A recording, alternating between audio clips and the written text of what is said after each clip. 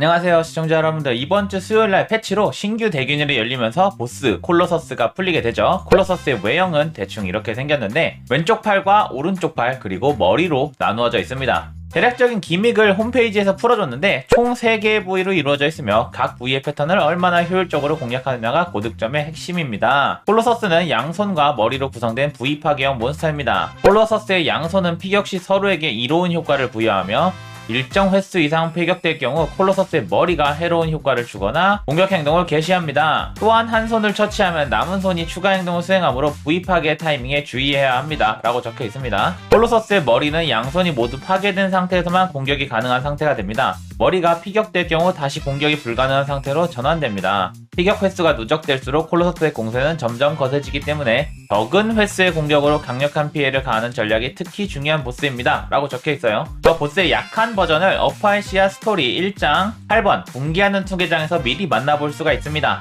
자, 이렇게 스토리에서 약화 버전을 미리 만나볼 수가 있는데 이 왼쪽에 있는 것이 콜로서스의 오른손, 그리고 이 오른쪽에 있는 것이 콜로서스의 왼손입니다. 오른손은 첫 턴에 공격을 하고 왼손은 첫 턴에 디버프를 겁니다. 그래서 왼손의 디버프를 먼저 파악을 해야 하는데 분노의 잔념이라고 써있어요. 뽑을 카드의 분노 수만큼 오염 카드 생성이라고 합니다. 분노는 밑에 있는데 격앙이라는 버프를 가지고 있습니다. 피격 시 분노 1, 하세 극강으로 한번 때려볼게요. 때리면 이렇게 분노 스택이 쌓이잖아요. 그러면은 이 상태에서 턴 종료를 하면은 뽑을 카드의 분노 수만큼 오염 카드 생성이라고 적혀있죠.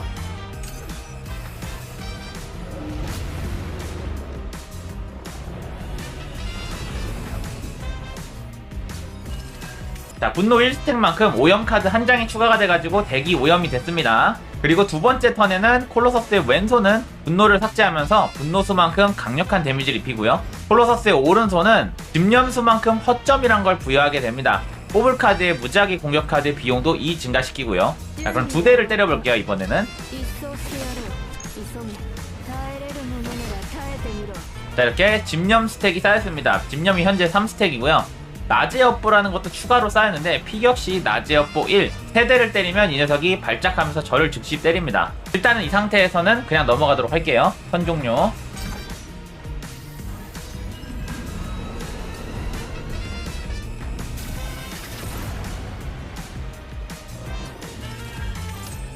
자, 집념의 원혼을 사용한 뒤에 집념이 1스택으로 내려가고 낮의 업보는 그대로 있습니다. 대신에 저한테 디버프, 허점을 넣어놨는데요. 받는 피해량이 30% 증가합니다. 그리고 나서 현재 세 번째 턴인데 원래의 방식으로 돌아갔어요. 오른손은 다시 공격을 하고 왼손은 다시 오염 카드를 생성시킵니다. 이때 혹시 낮의 업보의 효과가 뭔지 알기 위해서 한 번 더 때려보도록 하겠습니다. 자, 낮의 업보는 그냥 공격하는 거예요. 낮의 업보 스택이 꽉 차면은 추가 효과는 없이 낮의 업보는 사라지게 되고 한 번 더 공격하게 되면 다시 낮의 업보가 생깁니다. 그러니까 오른손을 3번 때릴 때마다 일방적으로 데미지를 한번 입어야 되고요.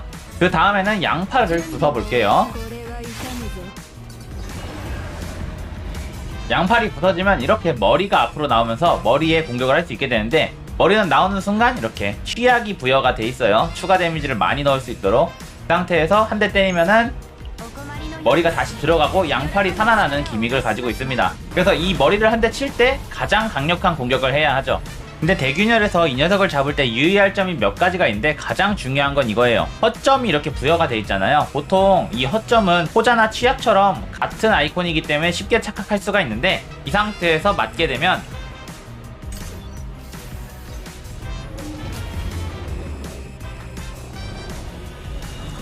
여기 밑에 체력바 밑에 아이콘 보이시죠? 방금 맞았는데 스택이 유지가 되어 있습니다.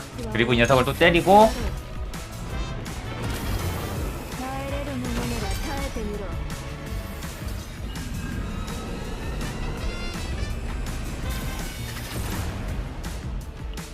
두 번째 허점을 받으면 스택이 더 늘어나 있죠. 이 허점 스택은 한 번 맞는다고 사라지는 게 아니라 대균열이 끝날 때까지 무한 유지가 됩니다. 그래서 이 허점 스택을 최대한 안 받는 걸 중요하게 생각하셔야 됩니다. 방금 그 허점이 가장 중요한 기믹이고 그 다음 중요한 기믹은 일단 디버프죠. 왼손이 자기가 맞은 횟수만큼 내 패에 오염 카드를 늘리기 위해서 준비를 하고 있습니다. 이 디버프를 준비하고 있는 왼손은 이번 턴에 때리면 안 되고 공격을 준비하고 있는 오른손을 이번 턴에 때려야 합니다.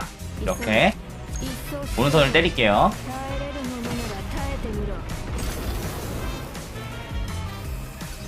이렇게 턴을 넘기면은 디버프를 준비하고 있는 왼손은 피격 횟수가 없기 때문에 디버프를 가장 약한 상태로 받을 수가 있죠. 실제로 덱에 오염이 들어오지 않아서 덱을 편하게 굴릴 수가 있죠. 반대로 이번에는 오른손이 디버프를 준비하고 있습니다. 근데 전 턴에 때려놔서 집념 스택이 쌓여있죠. 그래서 이번 턴에 반드시 오른손을 잡아서 디버프를 못 넣도록 해야 합니다.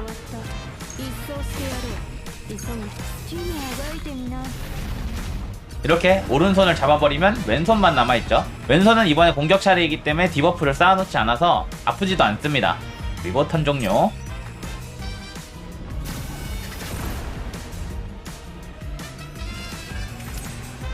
그 다음 턴에 왼손은 또 디버프를 준비하고 있습니다. 그래서 원래라면 이번 턴에 잡아야 하는데 지금은 연습 모드라서 잡을 수는 없죠. 그래서 그냥 최대한 때리고 넘어가겠지만 원래라면 이번 턴에 잡아야 됩니다. 그리고 이렇게 팔을 잡았을 때 파쇄 레벨이 중요해요. 지금 3레벨인데 이게 5레벨에 딱 맞춰서 잡도록 설계를 하셔야 됩니다. 그리고 최대한 높은 데미지로 머리를 꽝. 자, 이거를 메모장으로 간단하게 설명해 드릴게요. 첫 번째, 오른손은 홀스턴에 공격을 합니다. 짝스턴에 디버프를 걸어요. 반대로 왼손은 홀스턴에 디버프를 걸고 짝스턴에 공격을 합니다. 이 기믹 순서를 이용해서 쓸 수 있는 방법은 공격하는 턴에 해당하는 손을 때린다입니다. 예를 들어 홀스턴에는 오른손을 때리고 짝스턴에는 왼손을 때리는 거죠.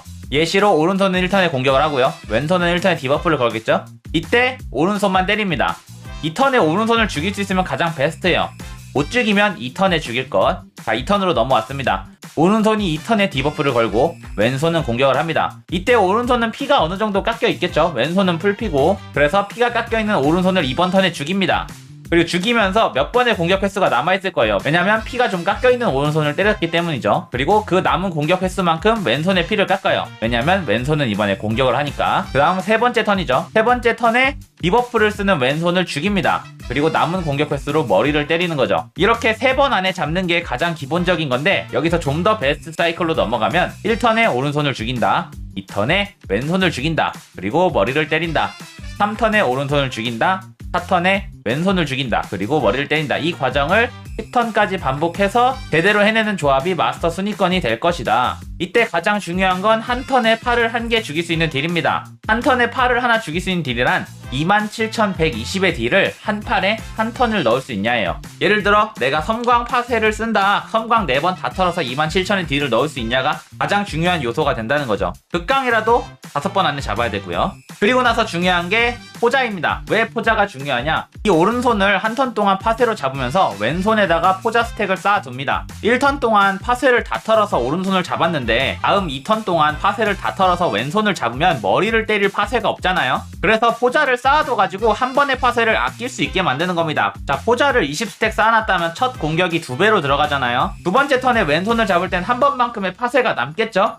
그 파쇄를 머리에 박는 겁니다. 이게 이번 대균열의 기본적인 기믹으로 보이고, 이것을 해내기 위해서는 오를레와 베릴 둘 중에 하나가 반드시 기용이 되어야 합니다. 그래서 예상할 수 있는 티어 조합은 나인, 오를레아, 베릴, 나인, 오를레아, 티페라, 나인, 베릴, 티페라가 있습니다. 근데 포자를 활용하지 않는 덱 기준으로 가장 좋은 덱으로 보이는 것은 하루인데, 하루를 사용할 수는 있습니다. 근데 포자를 복사할 수 있는 덱은 아니어서 하루의 데미지 팔에 어느 정도 들어가냐에 따라서 순위권에 들 수 있냐 없냐가 갈릴 겁니다. 제 영상에 15연타 하루가 27,000의 데미지를 팔에 넣을 수 있냐 없냐, 그게 중요하겠죠. 아, 근데 이거는 일단 스토리 모드에서 볼 수 있는 대균열 보스를 기준으로 얘기한 거고요. 실제로는 조금 다르다. 실제로는 몇 가지 기믹이 더 추가되어 있어서 나와봐야 알겠지만 얼추 비슷하게는 갈 겁니다. 일단 언급된 걸로만 봤을 때 다른 게 뭐가 있냐? 자, 홈페이지를 보면은 콜로서스의 양손은 피격시 서로에게 이로운 효과를 부여하며, 이 오른손을 때리면 왼손에게 버프를 준다는 얘기고, 왼손을 때리면 오른손에게 버프를 준다는 얘기죠. 일정 횟수 이상 피격될 경우 콜로서스의 머리가 해로운 효과를 주거나 공격 행동을 개시한다는데, 연습 모드에서는 오른손을 3번 때리면 머리가 한 번씩 때렸잖아요. 그거 말고도 해로운 효과를 주는 공격이 있을 것이고, 그리고 오른손이든 왼손이든 처치하면 남은 손이 추가 행동을 수행하므로 부입하게 타이밍을 주의해야 합니다. 이 추가 행동이 어떤 식일지가 좀 중요합니다. 디버프 패턴을 1턴 더 땡겨오는 거라면은 골치 아플 수도 있어요. 그리고 여기 콜로서스를 확대를 해서 보면은 버프가 2개가 있습니다. 왼팔에 2개, 오른팔에 2개. 근데 이제 인게임에서 보면은 이거는 집념이라고 써있잖아요. 하나는 집념이라고 볼 수 있어요. 또 하나는 격앙이라고 볼 수 있습니다. 아이콘이 조금 다르긴 하지만요. 이 각각 오른손과 왼손에 방패 모양 아이콘이 하나씩 있는데 제가 감히 예측을 한번 해보자면 여기 있는 이 야성의 강골 같은 버프가 아닐까 싶습니다. 피격시 단단함 1을 부여하는 건데 때리면 어떻게 되냐? 때리면 이렇게 단단함이라는 게 추가가 되어 턴 종료 시 제거가 되지만 받는 피해량을 하변산만큼 감소시켜주는 겁니다. 이번 대균열은 단타형 딜러들에게 유리하게 짜여있기 때문에 연타형 딜러들을 고로시 하는 방법 중 가장 쉬운 게 단단한 버프를 쌓아주는 거예요. 매턴 초기화가 되겠지만 때리면 때릴수록 손해보게 만드는 거죠. 아마 이게 아닐까 싶어요. 자, 그러면 시청해주셔서 감사합니다. 이번 영상은 여기까지.